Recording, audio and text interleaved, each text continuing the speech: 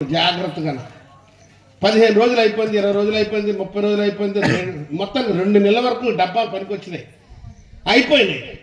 మళ్ళీ తెచ్చుకుందాం వెళ్ళి మెడికల్ షాప్ దగ్గర ఇలా వరుసలో నిలబడ్డాడు. ఆ ముందు వరుసడు ఎవడో ఖచ్చితంగా ఆడు కరోనా ఉండే ఉంటుంది ఆడికి. ఆడేం చేశాడంటే ఇలా తుమ్మితే ముందోడి మీద పడిపోతానని అన్నాడు వెనక్కి తిరిగి.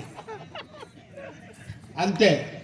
అది మా తాత పీల్చేసి ఇంటికి వచ్చాడు. అయితే నా ప్రాణం పోద్దేమో, అది పీల్చేసాను కదా, నాకు కరోనా వచ్చేస్తుందేమో అని అనుకుంటూ ఇంటికి వచ్చి ఈ బాటిల్ లోపల పెట్టమ్మా అని చెప్పి ఆ ఇంట్లోకి బాటిల్ ఇచ్చి కాలు కడుగుతూ ఆ గోళ మీద పడిపోయి చచ్చిపోయాడు. కరోనా రాలేదండి అడికి, డౌట్తో చచ్చిపోయాడు. ప్రియులారా, భయంతో చచ్చిపోయాడు. కరోనా వచ్చేస్తుందేమో అని భయంతో. ప్రియులారా, ప్రపంచాన్ని అతలాకుతలం చేసిన సంఘటన, దేశాలన్నీ కూడా అతలాకుతలం అయిపోయినాయి. ఇలాంటి సంఘటన మళ్ళీ రానవనని దేవుడు ఆ రోజు వాగ్దానం చేశాడు. నోవాహు కాలంలో వాగ్దానం చేసి, నీ వారి కొరకు, నీ ఇంటి వారి కొరకు నువ్వు ఒక వాడను తయారు చేయి, సిద్ధం చేయి, నేను ప్రజలందరినీ అందులోకి నువ్వు పిలువు, వాళ్ళని రక్షిస్తాను అన్నాడు. అందులోకి వచ్చిన వారు రక్షించబడ్డారు. ఆ 8 మంది కడుపున 850 కోట్ల మంది జనాభా పుట్టుకొచ్చారు. అందులో మన భారతదేశంలో ఉన్న 140 కోట్ల మంది జనాభా ఆ 8 మంది కడుపున పుట్టిన వాళ్ళే గట్టిగా చెప్పబడదాం అక్కడ. హల్లెలూయా. అరారాతు కొండలపై నోవాహు వాడ, నోవాహు తాతయ్య చేసిన వాడ, ఆ వాడలోకి నీ వస్తావా తమ్ముడు, లోకం వదిలి రానంటావా, వాడలోకి నీ వస్తావా చెల్లి, లోకం వదిలి రానంటావా. చెప్పట్లు.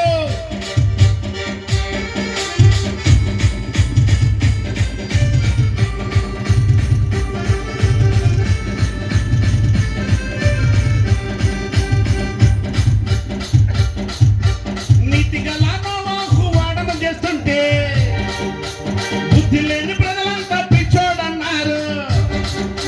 నీతిగల నోవాహు వాడన చేస్తుంటే బుద్ధి లేని ప్రజలంతా పిచ్చోడన్నారు. నీతిగల నోవాహు వాడను తయారు చేసినటువంటి ఆ 8 మంది కుటుంబం, ఆ నీతిమంతుడి కుటుంబం వాడలో సురక్షితంగా ఉన్నారు. పిచ్చోడన్న ప్రజలందరూ ఏమైపోయారు తెలుసండి? పిచ్చోడన్న ప్రజలంతా నీట మునిగి సచ్చిరంట. వాడలోన నీ ఉంటావా రానంటావా, మహేశా వాడలోకి నీ వస్తావా తల్లి, లోకముదిరి రానంటావా. అరారాతు కొండలపై నోవాహు వాడ, మన నోవాహు తాతయ్య చేసిన వాడ. చెప్పట్లు.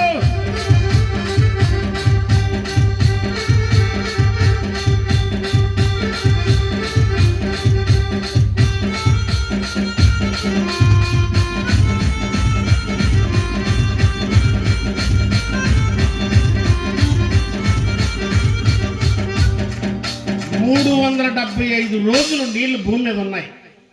40 రాత్రులు 40 పగల్లో వర్షం పడింది.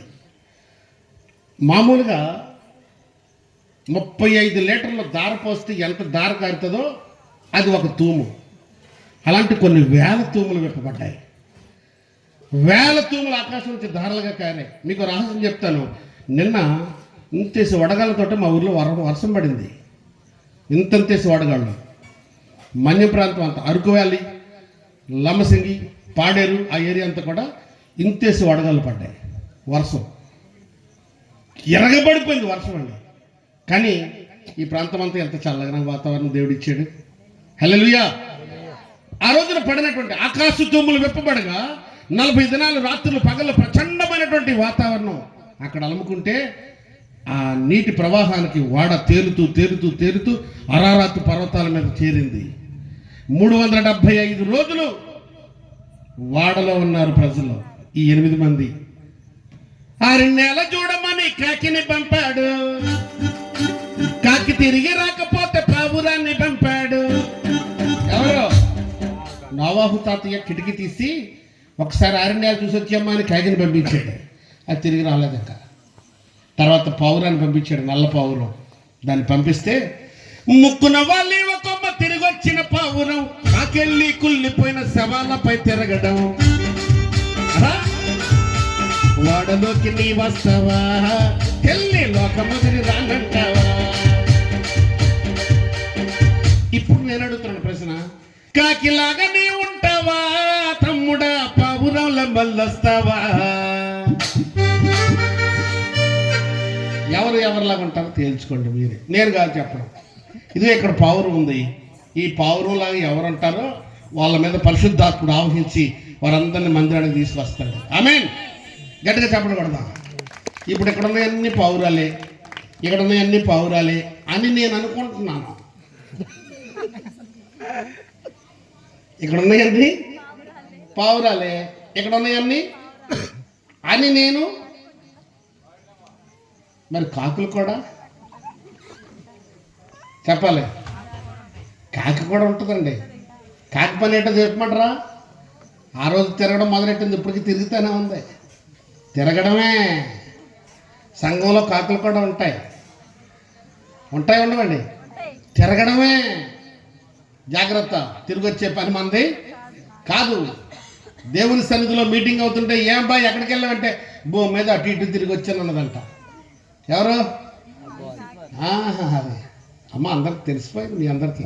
రైట్, మంచిది. దేవుని వాక్యంలోకి వెళ్దాం. మధ్యలో సాక్ష్యాన్ని పంచుకుంటాం. బైబిల్ అన్నీ తెరుద్దాం. ఎవరు బైబిల్ మూసించొద్దు, బైబిల్ తెరుద్దాం.